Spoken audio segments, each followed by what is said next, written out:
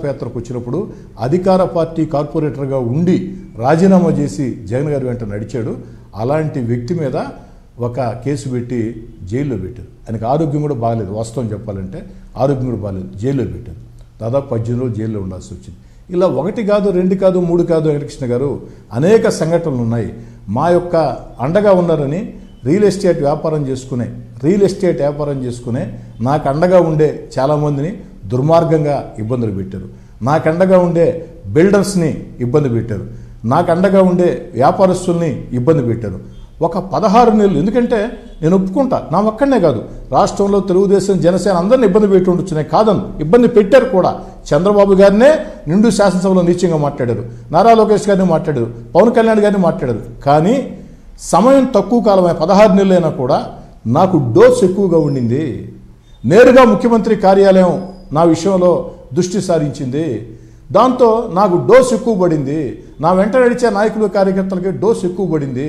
అయినా వాటిని తట్టుకున్నాం. మీకు తెలుసు నారాయణకృష్ణ గారు, మీకు తెలుసు నారా లోకేష్ గారి పాదయాత్ర నెల్లూరు రూరల్ నియోజకవర్గంలో నవ్వుతో నా భవిష్యత్ అన్నట్టు జరిగింది. మరి ఇంత కష్టం చేశామన్నా, మేమంతా ఆ రోజు మమ్మల్ని ఇబ్బందులు పెట్టారన్నా, మీరు గమ్ముంటే ఎట్టా అంటారు. కానీ దానికి దీనికి సంబంధం లేదురా స్వామి. మనం ఈ లైన్ కరెక్ట్ కాదు, ప్రతీకార చర్యలు కరెక్ట్ కాదు. నాకు ఇష్టం లేదు, చంద్రబాబు గారు ఆదేశాలు రెండూ పాటించాలా.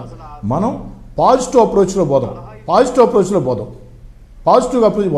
ప్రజలకు దగ్గర అవుదాం, మన కోసం పనిచేసిన కార్యకర్తల సంక్షేమం చూద్దాం, అంతే అని చెప్తూ ఉన్నాం. ఓకే, ఆ ఒత్తిడి ఎక్కువగా ఉంది, దాంట్లో ఎలాంటి అనుమానం లేదు. ఓకే, ఫైనల్గా అసలు ఈ విషయాలన్నీ ముఖ్యమంత్రి గారి దృష్టికి కానీ పార్టీ లీడర్షిప్ దృష్టికి కానీ తీసుకెళ్లారా?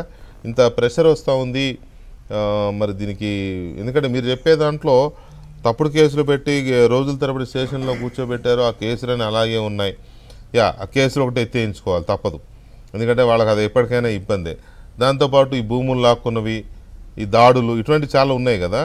ఈ ప్రెషర్ అంతా వస్తోంది మాకు, మరి ఏంటి దీనికి అనేది ఎప్పుడన్నా, ఎందుకంటే మీరే కాదండి, రాష్ట్ర వ్యాప్తంగా మీ సహచర ఎమ్మెల్యేలు కానీ ఎమ్మెల్సీలు కానీ, ఎమ్మెల్యేలు అవ్వకుండా టికెట్ రాకపోయినా లీడర్స్గా ఇన్ఛార్జీలుగా ఉన్నవాళ్ళు కానీ అందరూ ఇలాగే సఫర్ అవుతున్నారు. సో దీని మీద నాయకత్వం వైపు నుంచి ఏమన్నా ఒక ఆలోచన లేకపోతే ఒక సమాధానం ఏమైనా వస్తుందా, సూచన, సలహా?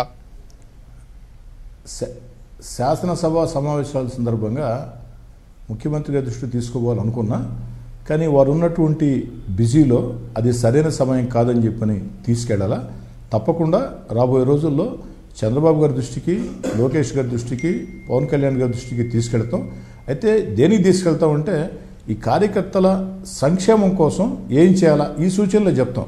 ఎందుకని చెప్తున్నానంటే కార్యకర్తలు అందరూ కాదు, కొంతమంది అడిగేది ఏంటి, మా మీద కేసులు పెట్టారు కదా, మమ్మల్ని కొట్టారు కదా, ప్రతీకార చర్యలు అంటారు.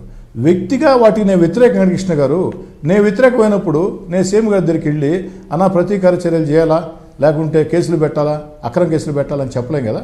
కానీ ఒక్కటి మాత్రం ముఖ్యమంత్రి గారికి, అటు లోకేష్ గారికి, పవన్ కళ్యాణ్ గారికి, హోంమంత్రి గారికి అందరికీ చెప్తూ ఉన్నా, నేనేమంటానంటే ఇంకా కొంతమంది వైఎస్ఆర్ కాంగ్రెస్ పార్టీ నాయకులు పాత వాసనలు మానుకోకుండా సంఘ వ్యతిరేక కార్యక్రమాలకు పాల్పడుతూ ఉన్నారు, ఇల్లీగల్ వ్యాపారాలు చేస్తూ ఉన్నారు. వారి పట్ల మాత్రం కాస్త కఠినంగా వ్యవహరించాల్సిందే, దాంట్లో ఎలాంటి అనుమానం లేదు. నెల్లూరు రూరల్లో వారి పట్ల ఆ చట్టం చాలా కఠినంగా వ్యవహరిస్తుంది, దాంట్లో ఎలాంటి అనుమానం లేదు.